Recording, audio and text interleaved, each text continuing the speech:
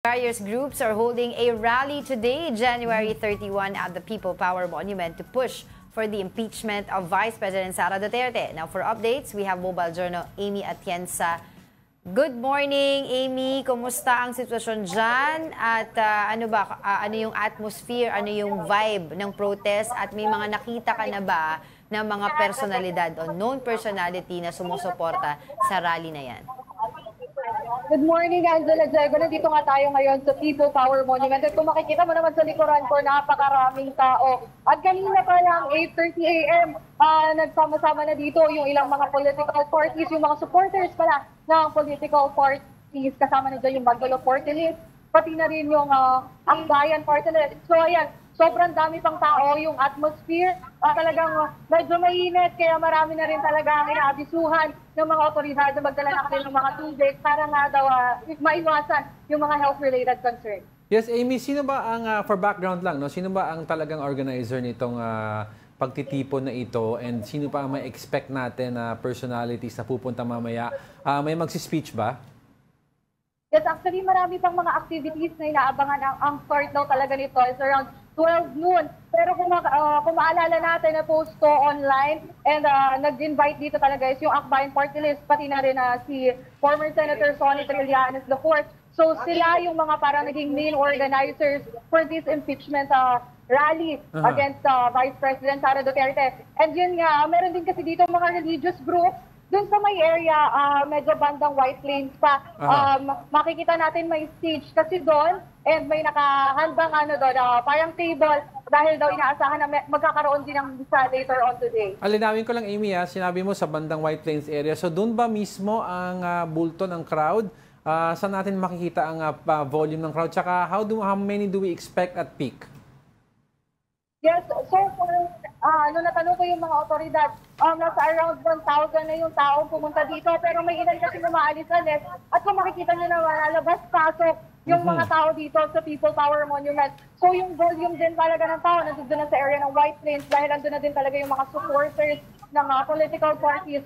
So yun yung talagang kailangan nating abangan din mamaya kung dadami pa ito. Pero buong maghapon nga daw itong rally na mangyayari ngayong araw. Okay. So, Amy, may mga nakausap ka na ba ng mga ilang mga rallyista dyan? Ano ba yung panawagan nila? Alam ba nila kung bakit sila nandiyan dyan? Ano ba yung mga sinasabi nila tungkol sa impeachment ni VP Sara?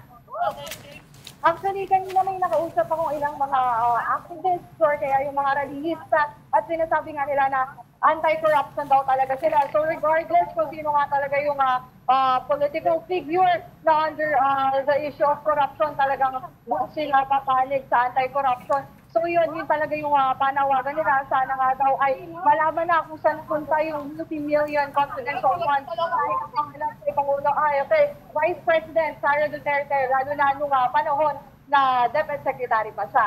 So yun yung mga nakausap kong rallyista, pero alam pa yung side no iba dito sa People Power Monument. Oo.